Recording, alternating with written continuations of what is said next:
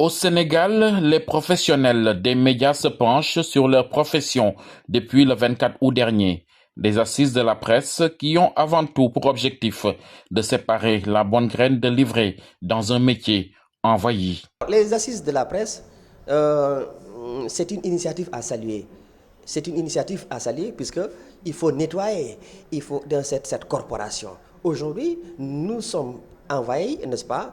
Le métier de journalisme est envahi par des personnes qui ne sont pas du tout professionnelles, il faut le dire.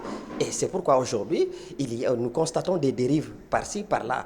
Et aujourd'hui, donc, les acteurs des médias ayant pris conscience, n'est-ce pas, de ces faits, de ces dérives, ont essayé, n'est-ce pas, d'assainir, n'est-ce pas, ces milieux. Ce sera l'occasion pour les animateurs, les organisateurs et les participants à ces assises de la presse de pouvoir faire le pour et le contre et parvenir à des résultats qui peuvent permettre à la presse de rebondir, parce qu'il faut le dire, la presse sénégalaise est en difficulté par rapport à son environnement économique.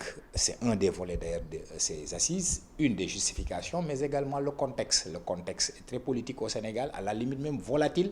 Et vous savez que beaucoup de journalistes aujourd'hui ils ont laissé des plumes et d'autres sont menacés par rapport à cette situation politique. Pourquoi attendre jusqu'à présent faire des assises alors qu'on devrait le faire depuis? Parce que beaucoup de on a fermé des journalistes au Sénégal. Où c'est les initiateurs là, je ne les dénigre pas, je les aime parce que la plupart c'est mes formateurs, c'est mes professeurs. Mais pourquoi attendre après avoir emprisonné Pape Alé Niang pour sortir faire des assises? Il y a beaucoup de journalistes qui ont été emprisonnés. Où ils étaient?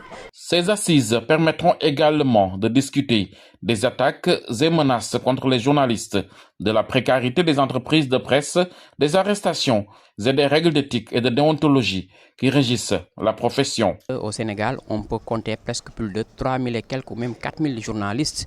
La plupart ne sont pas rémunérés. Même au niveau de leurs entreprises, ils n'ont pas un bon salaire. Certains vivent des précarités.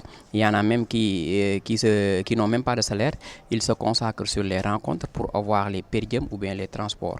Leur signer des contrats assez décents pour leur éviter, n'est-ce pas, d'entrer dans de certaines dérives. Puisque si on entend parfois des journalistes être mêlés dans des questions économiques ou alors des tentatives de corruption par-ci, par-là, c'est parce qu'effectivement, le journaliste n'a pas été mis dans des conditions idoines qui lui permettent, n'est-ce pas, de mener un travail décent. La précarité, il faut le reconnaître, hein, la plupart de ces jeunes reporters qui arrivent ne bénéficient pas immédiatement de contrat de travail. Évidemment, le contrat étant lié au niveau de production et d'intervention, mais surtout la qualité du jeune reporter qui arrive, puisque ce n'est pas toujours le cas.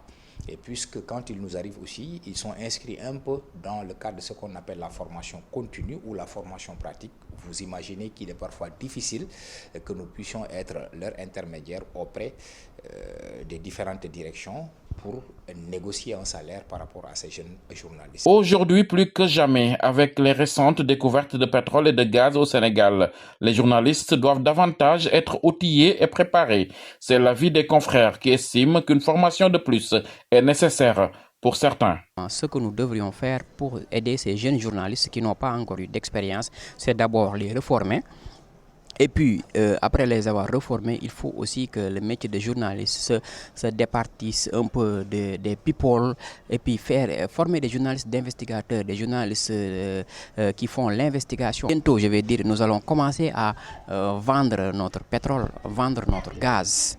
Et puis, autre chose, beaucoup de notre zircon. Donc, les journalistes doivent commencer à faire des formations concernant l'économie. Et puis, pourquoi pas la fiscalité? Parmi les difficultés des jeunes reporters que nous recevons dans nos rédactions, je pense que c'est un déficit de formation, c'est vrai. Ils sont la plupart du temps sortis d'écoles de formation, mais nous avons remarqué que le niveau de la formation est un peu au rabais comparé il y a 10, 15 ans, derrière 20 ans. Et je pense qu'aujourd'hui, ces assises viennent à son heure. Et je pense que ces questions-là, liées, n'est-ce pas, à la non-professionnalisation des personnes qui envahissent, n'est-ce pas, cette corporation, il faut le voir. Et c'est récemment, lors de ces dernières récentes assises, le ministre de la Communication a dit un aspect assez important, c'est-à-dire faire sortir ou alors enlever dans votre corporation donc, les personnes qui ne sont pas capables, n'est-ce pas, d'exercer correctement ces métiers. Au terme de ces assises, qui doivent durer 3 mois, les parties prenantes partageront une vision à moyen et long terme pour le secteur de l'information et de la communication afin de faire des médias un outil stratégique pour renforcer la démocratie, la liberté d'expression et la solidarité nationale.